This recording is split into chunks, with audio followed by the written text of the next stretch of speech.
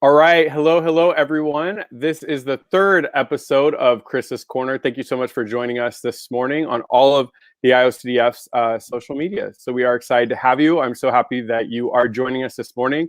So I'm really excited about this topic, and I'll talk about my personal connection with it in a second. Today, we are going to be talking to clinicians, to young adults with OCD, to their family members, loved ones, and anybody who considers themselves a young adult with OCD. But we're just going to be talking about how to work with clientele who are young adults struggling with OCD and related disorders. And then also, if you're a young adult or a family member or loved one of a young adult with OCD, just kind of talking about some of the unique challenges that this age group holds as you challenge and fight the OCD, and just have an overall good, relaxing discussion. So before we jump in, I have a couple little things that I want to make sure that we tap into.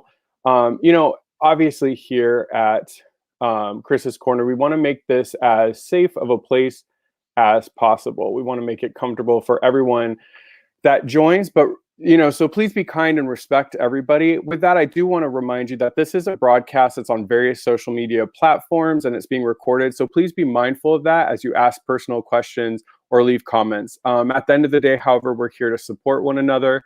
One other thing I just want to touch on is this live stream is intended to serve as educational content and is not intended to replace therapy. For treatment-related questions, please be sure to work with your local provider or contact a local clinician. Make sure they specialize in OCD, of course.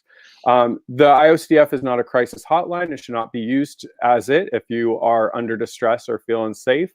If you're in a crisis or you're ever feeling suicidal or unsafe, please go to your local emergency room, call 911, or call the suicide prevention hotline. That number is 800-273-8255.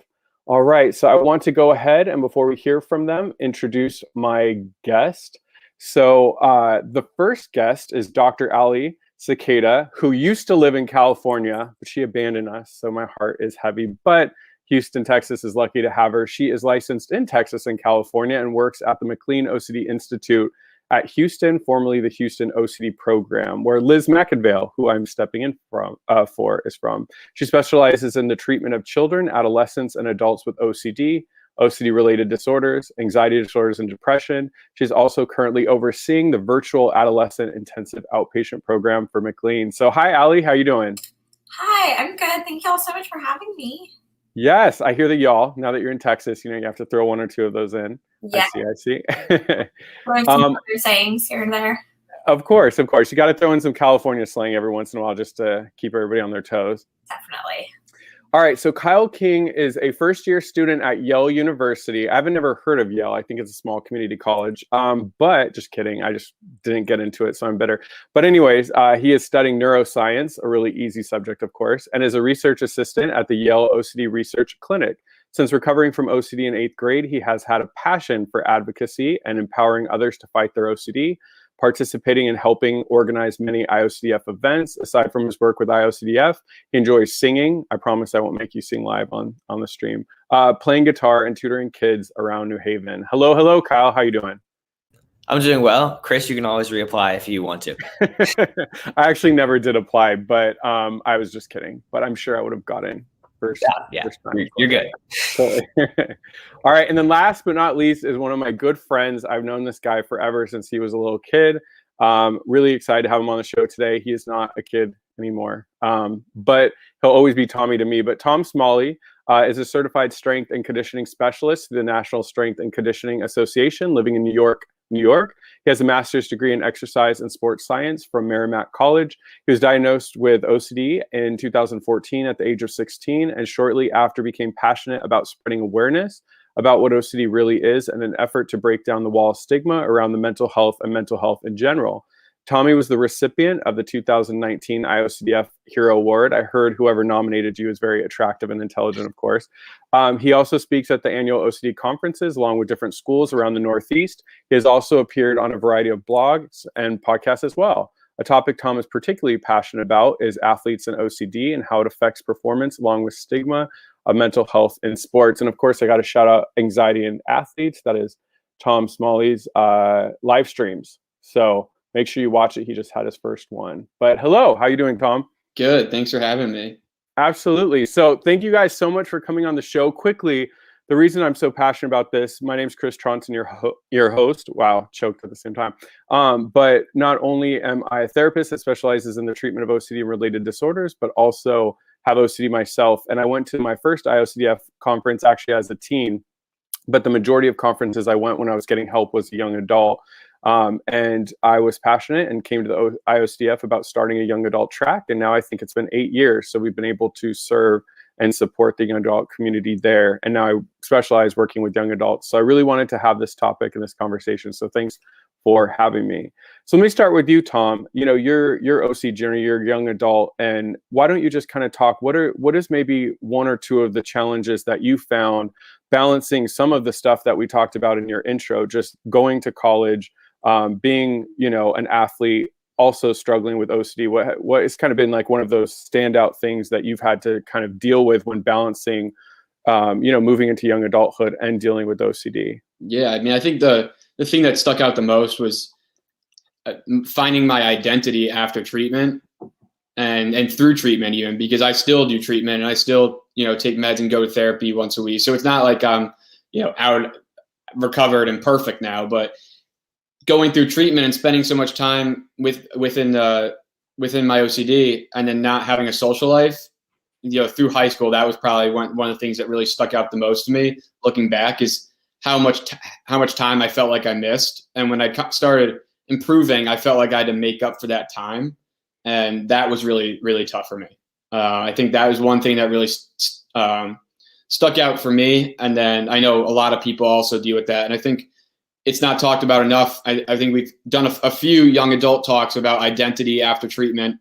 And I think that's a really important topic, because so many times we don't really, OCD kind of was our identity because we were dealing with it day in and day out. For me, I was 12 to 14 hours of compulsions a day, not wanting to live anymore. It takes over. It takes over everything you have and what you know. So leaving treatment, extensive and weekly treatment, realizing, okay, who am I now? And that was kind of one of the main struggles that I had. Yeah, thank you for opening up about that. I think that's something that we hear a lot at the conference in the young adult track, is just this, identity formation and who are you? Because OCD had kind of been such a big part of your life. How about for you, Kyle? I mean, kind of same question. Can you relate to anything that Tom's talking about, dealing with your OCD in middle school, it sounds like, in high school, and now in college, how to juggle going through this severe mental health disorder while everybody else around you isn't, and how you were able to balance just being like a kid, a teen, a young adult, and having OCD? Yeah, well, it's certainly not easy. I remember when it first kind of started to pick up and my OCD got really bad, I just stopped socializing entirely. And as I started to get better, like Tom, I felt like, oh, well, I need to make up for lost time. I need to go out and hang out with my friends and try and get back into the community. I think the hardest part for me, though, wasn't so much finding my identity afterwards. It was trying to stay up on my OCD throughout the rest of high school. Cause then I would once my OCD once I got it under control, I would start to hang out with my friends more, and I would start to go out and live a normal life. And I would see them maybe wash their hands a little bit. And then I would start to okay, well, that's normal. So I'd wash my hands, and then I'd start to develop new symptoms out of nowhere. And because I felt like I was a normal kid again, then my OCD would get a little bit inflamed and it would grow a little bit. And it took a little time for me to adjust to remembering that okay, I do have a mental disorder and I do have to keep an eye on it. And, to some extent I'm a normal kid, but I have this extra little burden, and that's okay. But I need to think about it as if I'm a little bit different and I need to deal with it. Absolutely. And for you, Ally, working with young adult population, Tommy talking about really that identity formation and trying to figure out who he was after treatment, and Kyle, who's trying to balance OCD treatment, and stay up on it. These are some of the challenges the young adult population, deals with. How do you work with that as a clinician that might be different maybe from someone who's already established and in their 50s and who's, has a family and stuff that comes for treatment? Definitely.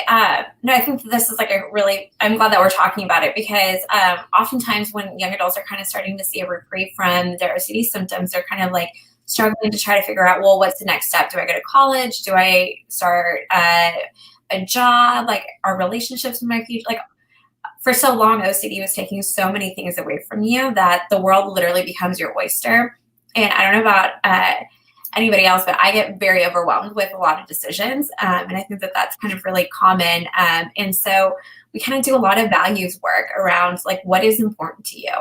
So I really love kind of starting off with just like a value sort of trying to figure out like, is family important to you? Like maybe then like we kind of work on trying to figure out how to navigate family development to where you can kind of get that relationship that you want, or maybe career is really important. So we kind of try to figure out like, what is the next steps for you? Is that college? Is that like doing informational interviews with people and trying to figure out like what path you want to take? And so I think values is a really, really great way to kind of like go with that, or start kind of like figuring out where to go from here. Also just kind of really like asking that like miracle question of like, if you could do anything you want to. I love asking that, because when we can kind of take away all these barriers from our minds, then we're actually able to see like what we really want. So I think those are kind of like my two main go-tos. Yeah. And how do you deal, let's say, I know for a lot of young adults, they don't know who they are. I mean, they wrap up so much in OCD and they get better, and then they don't even know what they want. What is some of maybe like a quick tool, or one of the ways that somebody can start exploring and figuring out, like Tommy was saying, who they are or what they want? I think values work is incredible. What is maybe something that you do, or a tool to help somebody figure out what they want if they absolutely don't know, because they've been focused on anxiety and OCD for so long? So when I mentioned values work, like the values card sort, you can Google that. There's tons of PDFs that kind of come up. And I really love the exercise where you have a list of all of these values, and you can print them out into like cards, and you sort them between the things that are important to you, not so important to you, and kind of important to you. And then from there, kind of like you divide up all the cards, and then you can kind of figure out like, okay, well, these are the things that are important to me. How can I start taking steps towards those things? That's really great. A lot of universities do like vocational testing as well, like at career centers and things like that. And so that's always something that I kind of encourage with regards to like next steps within your career. But I also kind of like to do role plays in session and kind of say like, oh, let's try this on. Like, how would that look like? Or, let's try out like dating and see how that goes. Like trial by error, I think is kind of a really underutilized tool. Yeah, absolutely. Thank you for that. By the way, if you're watching, thank you so much. Shout out to Tess in Oregon. Please ask your questions for either, Dr. Ally Sequeira. You can ask for the two guys. So I'm going to jump into the first question from Matthew Decker at 9:11 a.m. And I'm going to ask it for both. I'll start with Kyle, but for both Kyle and Tommy. Kyle, how did you balance? I mean, you're in college right now. You're at Yale. How do you balance the OCD that still comes up and being in management of the OCD and school? It's tough, especially when you first go to college, your first year in college. And I felt it a lot this year. Your life is so in flux that OCD can slip in really easily. Because when I was back home, I had a routine, and that routine included staying up on my OCD. So it was easier to stay up on my OCD. You go to a completely new state and you start a completely new routine, and I saw symptoms pop up. And my OCD got worse than it probably had been since I was in middle school. I guess one thing that I found helpful really quickly was finding a friend group, and finding people that I trusted, and finding confidants at school like I did back home, and having people that I could rely on, that I could talk to, and that I could unload on. Finding a routine was helpful for me, and making it a point in that routine to get a therapist and think of ways to fight my OCD. But I think the biggest thing for me was finding reliable people around me to talk to, establishing the relationships I needed to feel comfortable, and then using the strength that I got from those relationships to focus on my OCD. Absolutely. And while doing that, I mean, obviously you have the coursework, you have all of that. Did you find that it waxes and wanes when, let's say, you're in finals week or there's a lot of stress at school? Do you find that sometimes it gets worse? Do you find like you have it kind of managed? And what has been maybe one of the tools that you've had that when there is harder things going on, maybe you're going through a breakup or a fight with a friend, or, you have a big project due, how do you manage OCD in those high stress situations? It certainly does wax and wane. One thing that my OCD does, which I think is quite common, is like it doesn't like wax and wanes on a daily basis, but it grows. Like there's certainly a linear path upwards, if not exponential. So I would say like when I'm in a high stress situation, it gets worse. And what I would tend to do is I would tend to rely on other people more and call other people more and go on like more walks and try to de-stress in that way. But the first thing I do is value stuff. So whenever my OCD gets a little bit worse and like I'm doing a project, I'll stop doing my project and I'll sit down and say like, okay, my OCD is getting worse. That's more important than, one grade. So what do I want to do? Like, what do I want to do in this situation? And it's, well, I want to come out of this year with a good life without OCD on my back. And I'll write that down and I'll put it on top of my desk, or I'll put it like right in front of my face when I'm working. So whenever I look up, I see like, okay, like OCD is still around. And I want to deal with that. I'm going to work on my project right now, but when I have free time, it's going to beating OCD. So it's really consciously recognizing all the time that like, I don't want OCD in my life. I value not having it. So let's fight it. Thank you on that. And same question for you, Tom. You just recently graduated masters, but I know that, you through undergrad and through masters and stuff, different challenges. For you, how did you balance, some of the same Kyle, how did you balance being in college with OCD? And then when you found it wax and wane because of stress, how did you make sure to manage it so it didn't boil over and affect your grades or affect the different extracurricular activities you had going on at school? Yeah, for sure. I mean, it definitely waxes and wanes. I think that's like a very key point to bring up. Obviously, when I somehow got to college, first of all, I wasn't really recommended to go to undergrad by other clinicians I saw, and a lot of my teachers from high school said probably not the best idea, might not make it through 4 years of college. Obviously, Wow, so now they're a motivational speaker. They sound amazing, by the way. A lot of sarcasm there. Yeah, so I mean, obviously graduated with my master's, and within that journey of 5 years of school, there was definitely times where I wanted to quit. 2, there were times where I relapsed big time. Obviously, Chris, the situation that I went through in college that kind of pushed me to be a strength and conditioning coach. I was working for a college basketball team, and the head coach belittled me and bullied me because of my OCD when I opened up, and called me, horrible things, and made fun of my medication usage. And it was every day. And, I was put in a spotlight where I wasn't expecting it. And that was kind of my platform, my generous platform that I was given unexpectedly to advocate for OCD and kind of make it on a national stage. But within that situation, it was so unexpected. I'm in my 6 to 9 p.m. class and my phone's ringing off the hook and I'm in CBS News. It's like, how is this possible?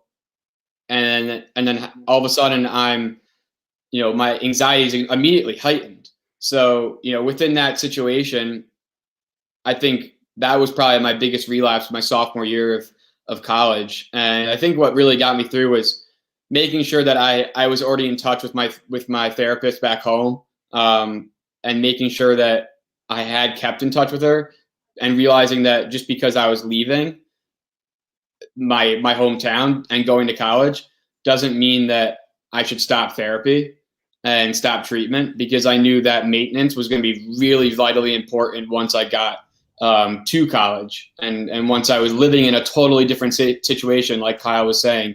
You have your routine at home, and then all of a sudden you have this transition phase of settling into a completely different surrounding where you're on your own pretty much. There's guidance, but you don't have your parents there. You're on your own.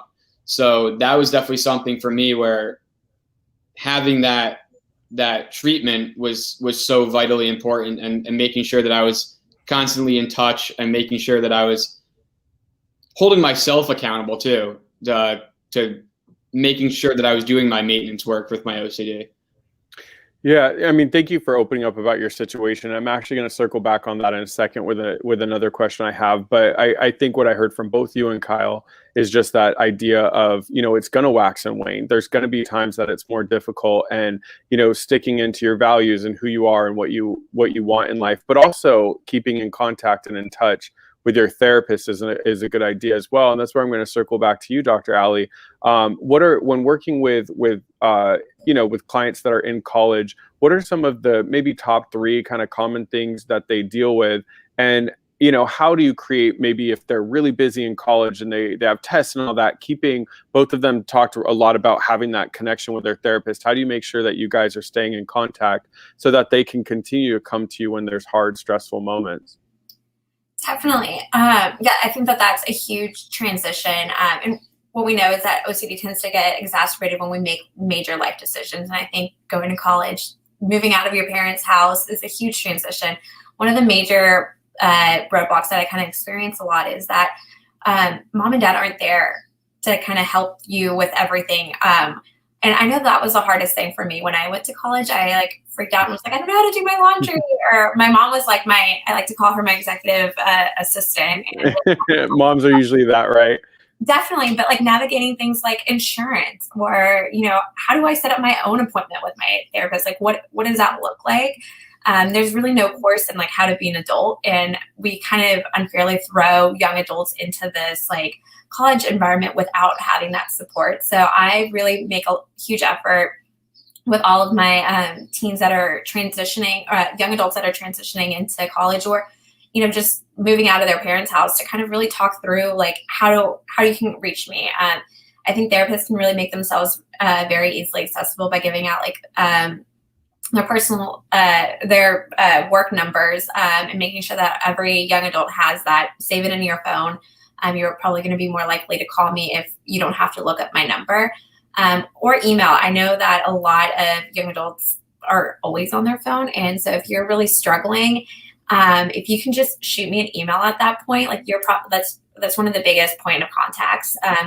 So I really recommend that if you're a young adult and you're transitioning to college or transitioning away from parents, save your therapist number in your cell phone and have their email, to where you can just basically be able to shoot them an email.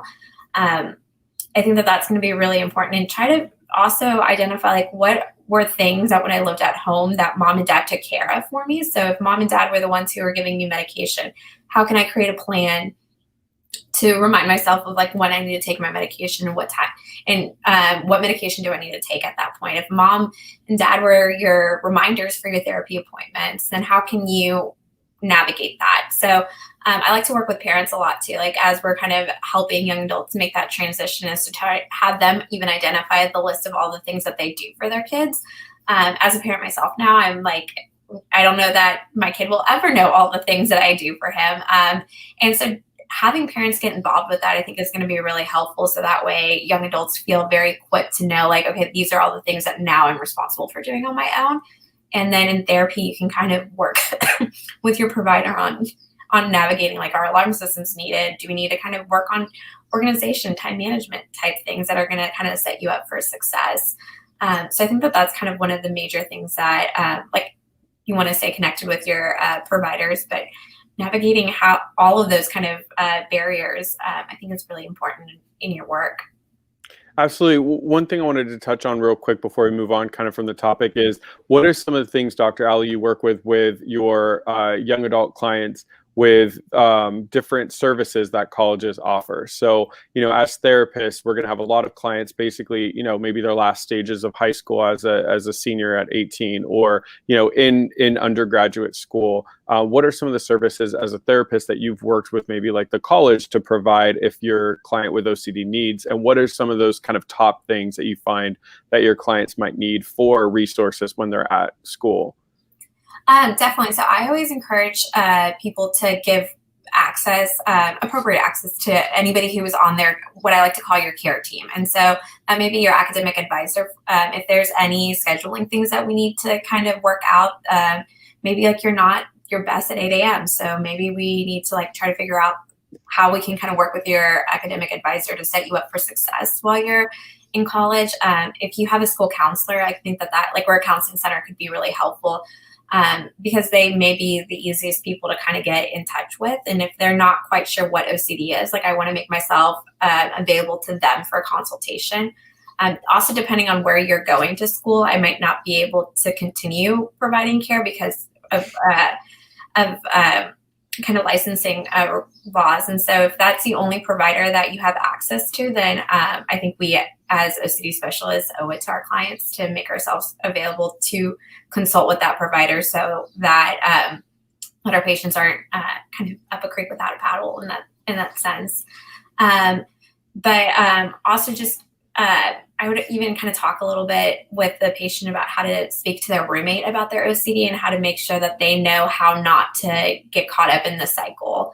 So those I think are the like major key players that I probably wouldn't talk to their roommate or the people that they're living with unless they're interested in learning psychoeducation. It makes clinical sense for them to be involved in treatment. But identify who are those key people who can help you set yourself up for success and grant access for your therapist to be able to talk to them and advocate for you.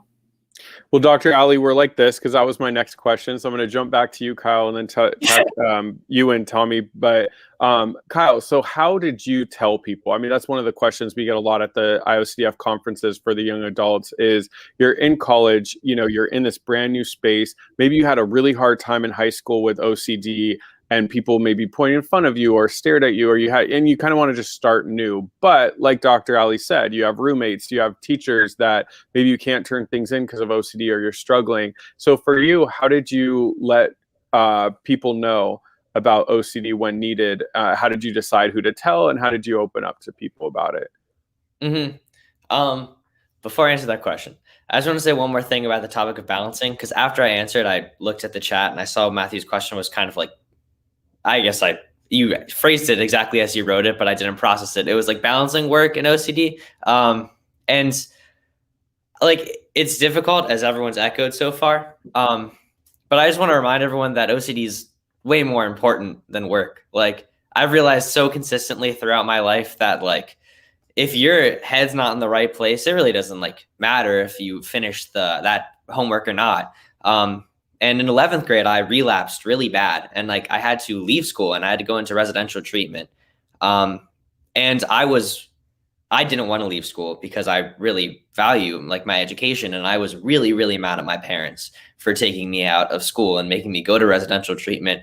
But that was the reason that I got better. And that was the reason that I actually could end up going to college at all. So no matter what the level of pressure is that I feel in college now, I always try to tell myself, and I'm not great at it, but I always try to remind myself that OCD is really the most important thing. And getting my OCD under control is the most important thing. It's always my top priority. Now, on the topic of friends, it's always really scary for me. I'm a pretty open person, and even being an open person, it's difficult for me to tell people sometimes. And I really try to discriminate between who I think is a friend who I think will like understand, and who's a friend that, you know what, like they're not that kind of friend to me. They're someone that I'm going to see at a party and they're fun to be around, but they're not going to be the person that I rely on and that I'm going to come to late at night. So I guess my general strategy is feeling out a relationship and like getting a lot of friends and then kind of seeing like who maybe confides in me a little bit and who I'm with like at night times and who I'm with like when I'm just doing work. I'm not at a party. I'm not like having fun, just someone I can actually relate to and talk to. But another thing that comes up for me a lot is sometimes a friend will just be there when it's a bad situation. And like someone who you might not have confided in just happens to see you compulsing and asks like, well, what's going on? And that's kind of the most difficult situation. And in those situations, I tend not to confide in people just because I get scared and I come up with really bad excuses. And I'm actually curious to see what Tom would say in those kind of situations. Yeah, Tom, the same question to you. Maybe first Kyle's question, then I have a follow-up for you. Yeah, I'm very similar to Kyle. I can remember multiple instances where someone would. I was really good at hiding it. I mean, I hid it for probably 10 years until I was diagnosed at age 16 in high school, and I remember certain times where people would ask me what I was doing. I'd be like, I just mumble and change the topic real quick. I'd be like, look over there. What do you do? Look over there. And they were just like, what is wrong with him? What is going on? And it's crazy how easy you can snap and change somebody's attention to something. That's the human mind is crazy. But it's just so funny how much I would do that through high school. And one thing that I like that Kyle highlighted is recognizing which relationships are the ones, I'll see you at a party, I'll see you out at a activity or in a social gathering, but I'm not going to tell you my deepest, darkest, not dark, but some dark, but but my most internal things that I don't really tell everybody else. I'm not going to confide in someone that I had a beer with, at a social gathering. That's a little different from recognizing who are your closest people that I can be honest and open and transparent with. And obviously for me, I was in a situation where I thought I could be open with somebody, an adult figure, where I trusted in three adult figures, and they belittled me to that point. But and maybe that was a misread on character for me. I didn't, looking back, hindsight's always 20/20. Maybe I should have, like Kyle said, felt it out a little bit more and not rushed into opening up about my OCD to them, because they kind of slapped me in the face in the end. And I wouldn't have changed a thing because I don't live like that. But it definitely, looking back, there were instances where I should have told myself my 24-year-old self and my 18-year-old self are very different. And looking back, I would have said to myself, okay, maybe don't tell them yet. Maybe show them who you are without your OCD first. But I felt so nervous that I was going to slip up or make a mistake and they were going to think I was lazy or something else that I felt like I needed to tell them. And so I think what Kyle said is really wise, is recognizing, who are your people that you can really talk to and confide in, and then recognizing who are people that are your employers or are people that are your closest friends. And you don't need that many of them. That's my biggest thing is I have very, very few friends, but the friends that I have are so close and know me so personally that I'd rather have that quality over quantity. And then, recognizing that, okay, maybe that slapped me in the face and it backfired when I confided in those three adults, those three adult figures that I thought I could confide in. But then through that, I recognized another adult and my boss, and one of my biggest mentors, Coach Farrell, the strength and conditioning coach. I got to know him, and he opened up about his own personal struggles with anxiety, depression, and for me, I recognized that, okay, there are people that I can trust, and through that, I started realizing which ones are the ones I could confide in. Yeah, and maybe just a quick follow-up. I mean, obviously, if people don't know your story, I'm excited to have you as one of our keynotes for OCD Southern California's conference. I think they need to hear your story as well. But it was more than just obviously making fun of. I mean, it was just like harassment and harsh comments from authority figures that you looked up to, obviously in the coaching world at a really well reputable college in right. New York. And my question to you is, there's going to be people out there. I mean, in my own story, when I opened up, I was working, my first degree was in film, and I was working for a production company. We did a lot of live music events, and I was struggling. This was after treatment, and I was still struggling with relapse and keeping it in check. And I opened up to a coworker. She did all of the wardrobe for the music videos we were shooting. And I opened up to her because I was really struggling, and she's like, don't tell the boss. He was kind of the director of music videos. Like, don't tell him. He's going to think you're weird. He's going to think you're strange. You're going to lose your job. So for me, I just shut down and didn't open up. what is your advice for people watching in my situation, your situation, that maybe when you open up, you don't get a good response? Let's say they open up to a girlfriend or to their roommate or to people on campus, or not everybody that's a young adult is at campus. Let's say they open up to a coworker or a friend. What would be your advice if they get a really just bad reaction? How do you bounce back from that? No, it's a really good question. And I mean, I think, we're in a very similar space, Chris, where you are in entertainment, which is a very cutthroat business. Like, I mean, it's extremely cutthroat. But so is athletics. Like, these people are coaching for their jobs and their futures, and just like, and don't really a lot of people don't really bring in sensitivity and feelings. And that's what I'm kind of trying to do as a strength coach too, is make sure my athletes know that I'm a human being, and being transparent with my athletes about recognizing that it's okay to struggle and whatnot. But I think I recently left an employer because I was told I was, too outgoing or too transparent. And, I think one thing that recognizing that there is no job, no person is worth being friends with, or no job worth working if the atmosphere doesn't allow you to be yourself. And I know that's obviously not the question you're asking, but I'll get to what you're asking. No, it's a great. I think what I, as a young strength coach, I mean, I still am, but being an intern, I was like, oh, like, I need to make, like, this is worth it in the end, even if I'm getting harassed. But you can find another situation where someone accepts you for you.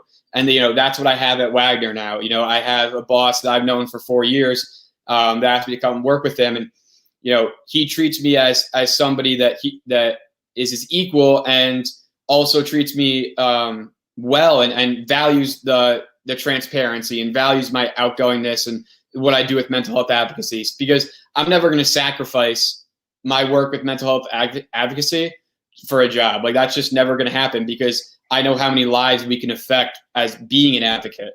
And so one thing I've learned is, if you do get a bad response, I mean, it sounds harsh, but that person, we can educate them. And if they still give you a bad response, that person probably isn't worth having a relationship with, or that job is probably not the place for you, where you need to be to grow as an individual and to keep a great mental space.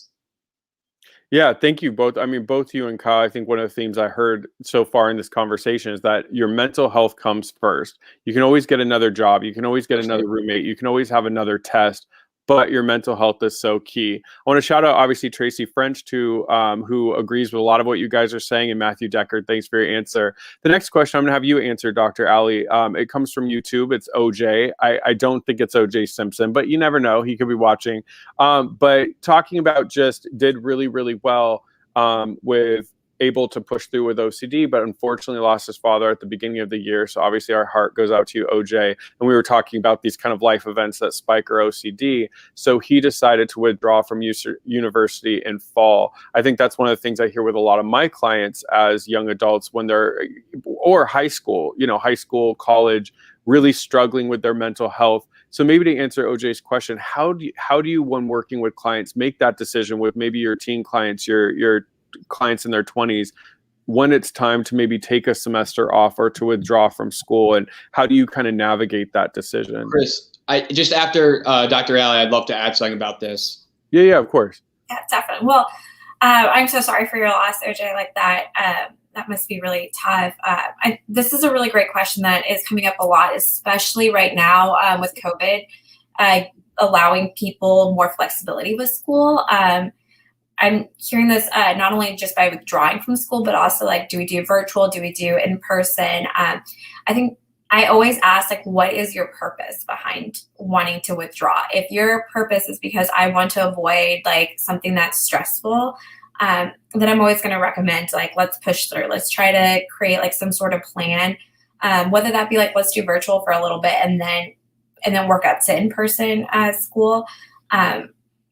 That's always going to be my suggestion. But if you're just like, I just can't, like, I'm so overwhelmed by grief right now that my heart and my attention is not at school right now. Like, I need a little bit of a break so I can go seek grief counseling so I can go take care of my mental health, then that's a situation where I'm going to every single time support that and do everything I can to kind of help you establish that conversation with school.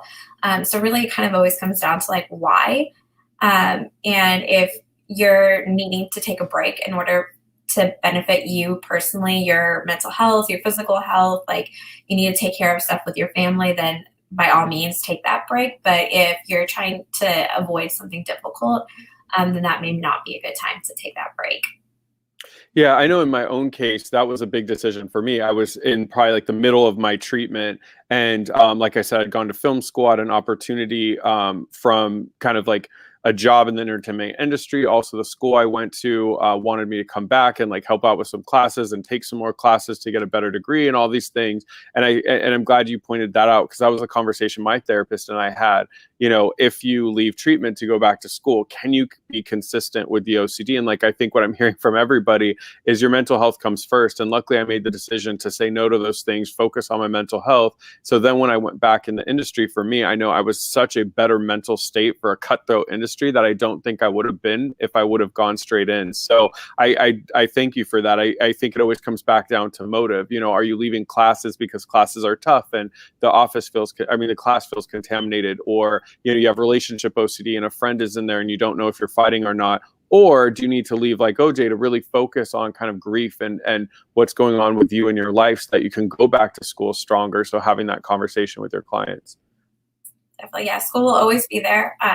But, you know, we got to take care of ourselves in order to, it's better to actually be fully present in school than to just go through the motions, just to attend class, but really just be in your head about, you know, how contaminated the classroom is, or be in your head about how you wish you were with your family and feeling guilty about not being there to help out your mom as she's like kind of navigating everything. So yeah, that's a great question. Yeah. How about you, Tommy? I know you wanted to add to that. Yeah, I just think I think one thing that, you know, I personally went through is I'm from Fairfield County, which is a very affluent county. And there's this expectation that it's college. You'll graduate high school, you'll go to college, a 4-year university, and it better be prestigious. And then you better get a job on Wall Street or whatever it is. And I think people get, you know, a lot of people, I know me personally, I would come home and from school and like people ask me what my plans are, what I'm doing. And sometimes it's so overwhelming, and just recognizing that just because you withdraw doesn't mean that withdrawing from school doesn't determine your worth, and what you do doesn't determine your worth. And I think that's something that society today, maybe not even just in Fairfield County, but just in general, is there's such a demand for people to go to school, get a job, contribute immediately. But like just making sure that you recognize that like your timeline is your timeline. Like it's unique to you as an individual. You don't need to do what everybody else is doing and have the same exact career path or trajectory. Like Dr. Ally said, like school will always be there. Like I literally I graduated from a master's with somebody that was getting their master's at age 75. Like it will always be there. I'm not saying wait 50 years, but what I'm saying is that each individual's timeline is unique to them, and that you shouldn't have to rush because of expectations of somebody else and everybody else. Absolutely. You weren't supposed to tell people my age and that we were in class together. So now I'm very embarrassed that people know that I'm hitting 75. For Kyle, I want to kind of change the topic real quick. I just want to ask you, for you, what is something that the therapist that you've gone through, because, you know, as a young adult and sometimes what I hear a lot is people have to then go to college. They have to go off to a different state, like, you know, Dr. Ally was saying, and maybe you're going to leave your therapist that you've worked for and know, you know, who knows you. For you, what is something you wish a therapist that didn't do a great job with you did better? Or what is some advice that you can give to a therapist working with a young adult or a teen going through all kind of those challenges that you wish like you would have known before started therapy, that any therapist watching this can make sure that they don't make the same mistakes? All right, this is going to be a callous answer. Be blunt. We love blunt around here. Although you use callous, which is a big Yale word, so I don't know what that means, but I'm guessing it means blunt. So I'll go with that. You got it, Chris.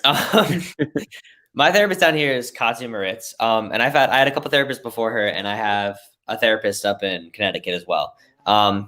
And Katya is the reason that I recovered from OCD in the first place. And what she does, which no other therapist I know or I have had does, is she's just really pushy. And she seems like she's really mean to you because she's trying to get you to beat your OCD and she just won't let up. Like, she's like a bulldog. It's like kind of scary sometimes. But because she's like so uppity and so on me all the time, like she compels me to beat my OCD more than like I can even get the motivation myself. Like, she puts the motivation in me by being so up on me that it makes me want to fight and it makes me get angry at my OCD. So I would say push your clients, get mad. It's helpful for me. I know some people probably need to take it slow, and I'm sure Katya and all the therapists have been trained to know, like, okay, this person's not at that stage yet. But when I was at that point, her being on me really, really helped. Yeah, no, I'm glad you said it. So my therapist, there was a show on VH1 which was called Obsessed, and it was a show about OCD. I think there's like 3 seasons, and it's funny because my therapist, shout out to Karen Pickett, is she beautiful woman, nice woman, so friendly. She would meet my family; they all loved her. But in the session, she was like a bulldog, the same. And I remember one time I didn't do an exposure, and she's like, "That's fine, we'll do it together times 10 because you didn't do it at home like you were supposed to."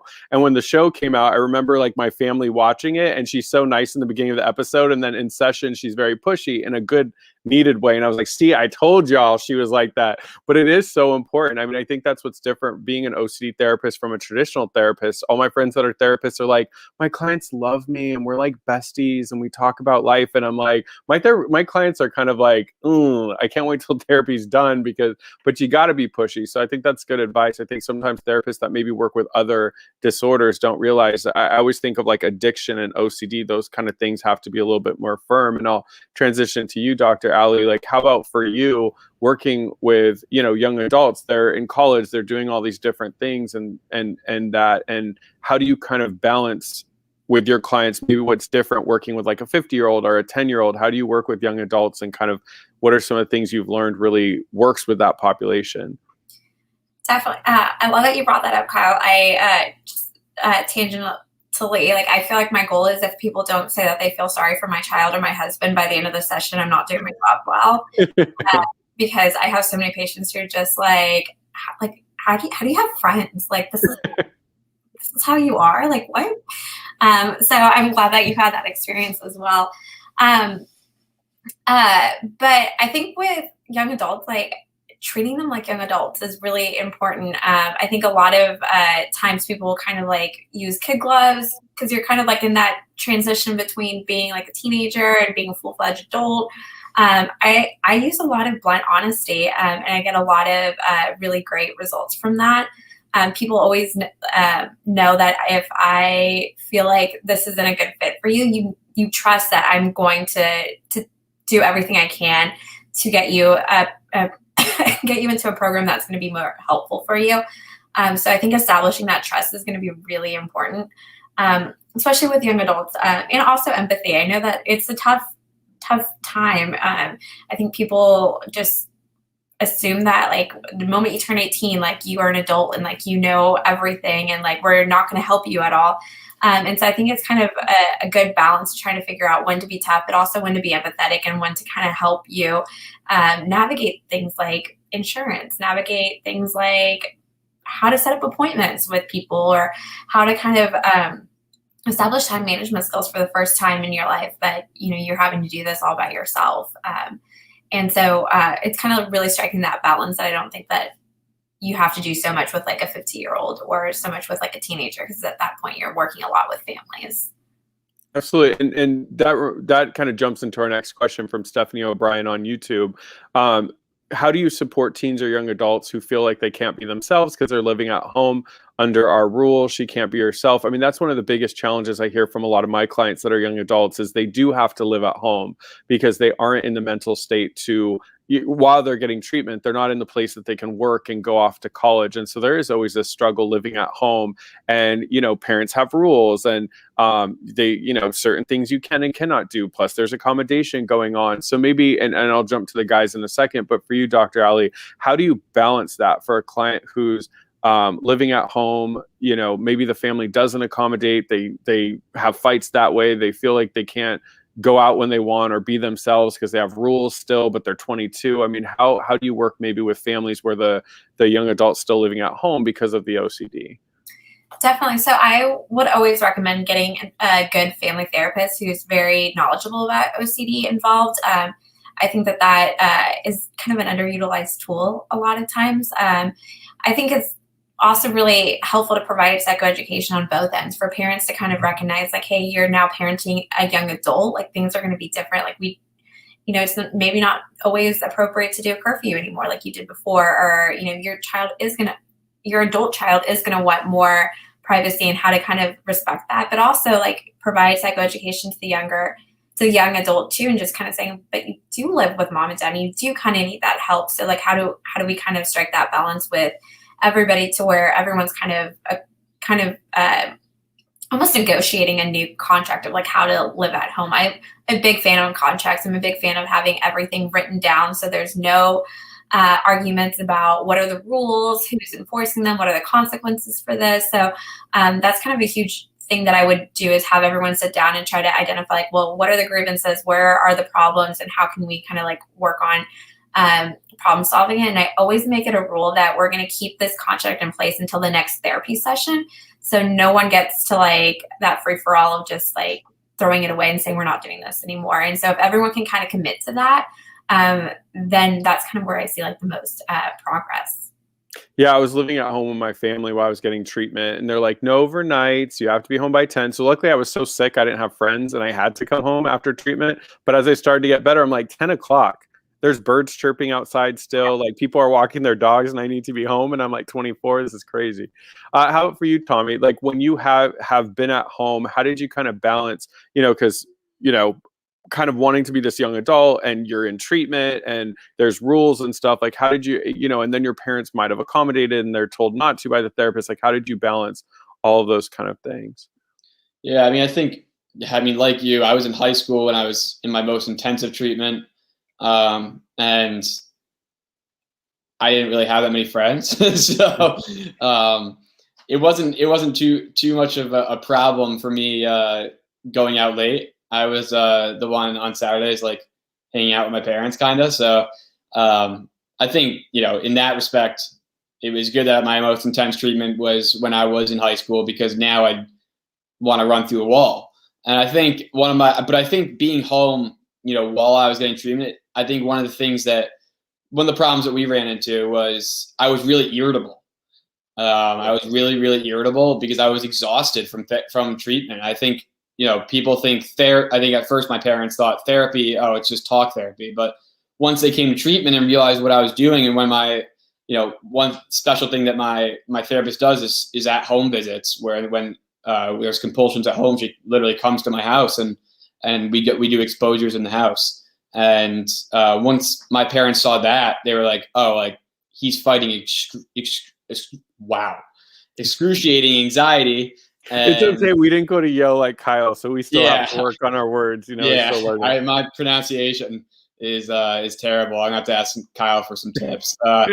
You're fighting that anxiety, and then you're coming home, and there's chores to do. There's things that your mom wants or your dad wants that you wants you to do, and I'm exhausted doing it, and I snap. And it's not me snapping; it's my irritability from treatment snapping. And I think that was definitely the biggest challenge, was them not enabling me and dealing with my irritability.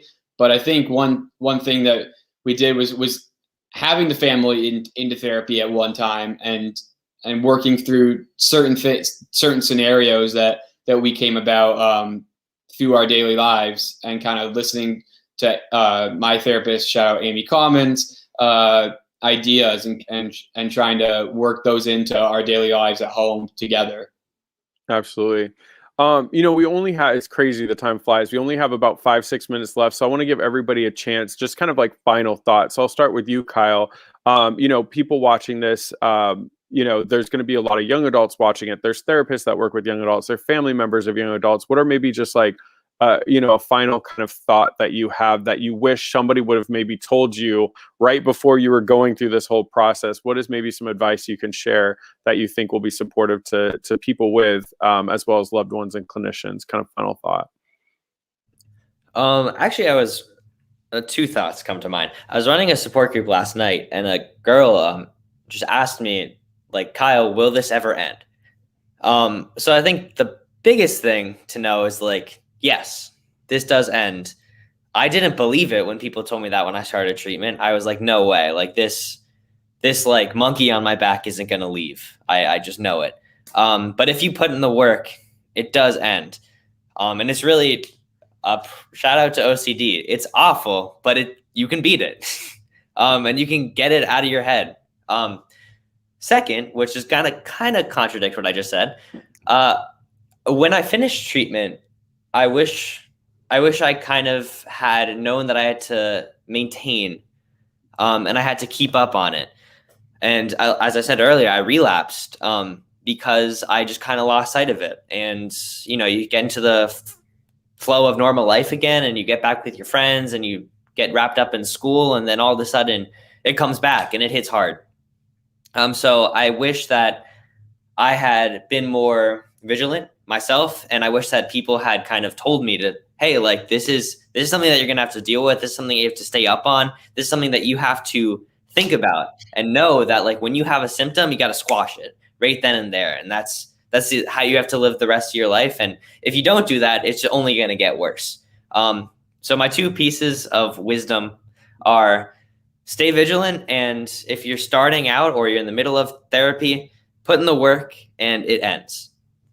And what I always tell people too is it becomes a lifestyle. I mean, the same with like exercise, for instance. You don't think there's going to be a day you just stop. Like, okay, I worked out enough, I ate enough good food, like I'm done, I'm good. It's just a lifestyle to stay healthy. And I think it's the same thing with OCD. It becomes your lifestyle. If you have hit and run OCD, take that longer route by a school and push yourself, and just things like that. Or if you have OCD around harm, like make sure you have a knife collection right by your your kitchen and stuff like that, even if you don't need it. I tell clients to cut everything up with a knife when they eat, just to practice using a knife for harm. So it's just making it a lifestyle versus just this thing. And then it becomes something you don't think about much. Next to you, Dr. Ally, maybe speak to the clinicians. Any kind of final thoughts? You work with teens and young adults. So anything that you kind of want to give, like a final thought to maybe clinicians watching or loved ones watching, of kind of how to navigate having a client that's a young adult with OCD?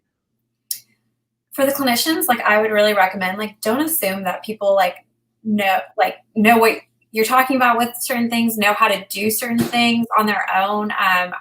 Don't assume, period. Like, I think that that is kind of a thing, like, that I see a lot of trainees kind of getting kind of stuck on, is just really kind of trying to take time to really explain every step of the process to all your patients, but especially teens and young adults, so that we're like equipping them to become their own therapists. Like, I think that that's really our job and our role.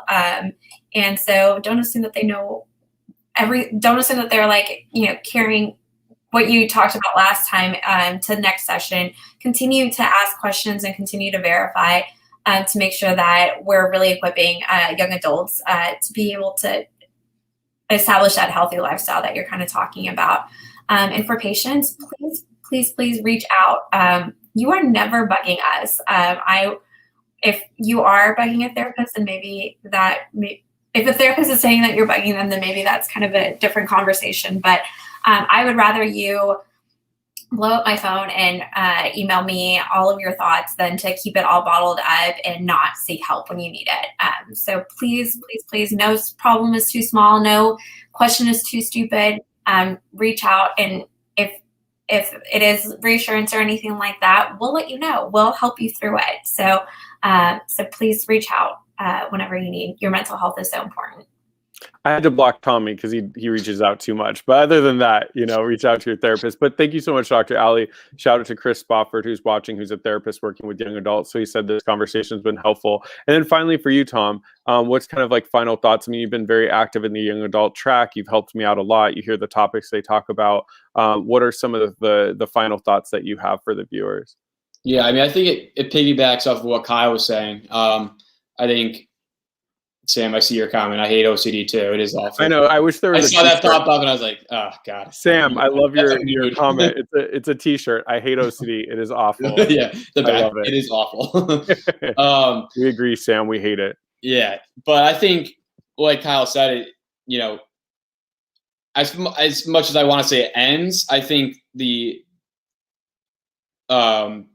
dark part ends, the part where you feel like you don't want to live, or you feel like you don't have a life anymore. That can end with when you put in the work. As we know, OCD is chronic, right? We don't have a cure for it yet, but with that work, you will find a life that is worth living and with purpose and meaning. If you commit to the treatment, it really does help. And then my second thing would be with the maintenance work. Make sure that you're up to date. Like, make sure that you don't just say, okay, I'm out of treatment, I'm good. Because when we give OCD an inch, it takes a mile, right? You let it in a little bit, it creeps in. If we don't do that maintenance work, it's gonna keep festering and it's gonna blow up, and you're gonna be back to square one. So make sure that you're doing that maintenance work. So kind of reiterating what Kyle was saying, just recognize that just because you're leaving treatment doesn't mean that that's the end of your treatment journey. I still do treatment. I still take medication because I know that I found a life that's worth living, and that with those two, that combination, I can keep having that life worth living. And I think that's important for the clinicians watching to hear, is keeping that door open for their clients, saying, look, like, you're going to go off to college. There's going to be things to keep. I heard from both you and Kyle and Dr. Ally, just that communication as you keep going on. So thank you for that. Absolutely.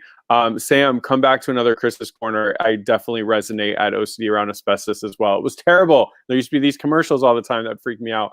But hey, I want to thank you guys so much for coming on the third episode of Chris's Corner. I really, really value this conversation. I think it's so important. So thank you, obviously, for your insight, Dr. Ally. And then thanks, Kyle and Tommy, for opening up. I know it's never easy opening up about kind of all the stuff you're going through on your head, but I really appreciate it. Thank you guys so much. And then to everybody who's watching, obviously, thank you guys so much. We love the questions. We love that you guys are joining. I know the live streams do really, really well after they air. People share them. So if you're watching this, it stays on the IOCDF social media, their YouTube, Facebook. Please share it to friends, family, clinicians, your therapist. It's super, super important. You can go to iocdf.org/peace of mind to make sure that you know all the upcoming live streams. We have my buddy Ethan. He has his live streams. Obviously, we have Anxiety and Athletes with Tommy, so make sure you watch both of those. And this Friday, the IOCDF is having a faith and mental health conference from 1 to 5 p.m. Eastern time. So please sign up to that. Shout out to everybody, Katie, to Val, to everybody that's putting that on at the IOCDF. That's going to be amazing. Shout out to the affiliates. I know that OCD Jacksonville in Georgia, they are having a conference on June 12th. Make sure to go to that. OCD Southern California on July 31st. And then also in October, make sure you're at the big conference at the IOCDF. Well, thank you so much for everybody for watching. We'll be back in 2 weeks here on Chris's Corner. And thank you so much, my guests. And everybody have a great day. And in the wise words of Sam, OCD, wait, what did he say? I hate OCD. It is awful. I think that's my tagline for today. Thank you so much for everybody watching. Come back in 2 weeks. Thanks for having me. Yes. Thanks, guys.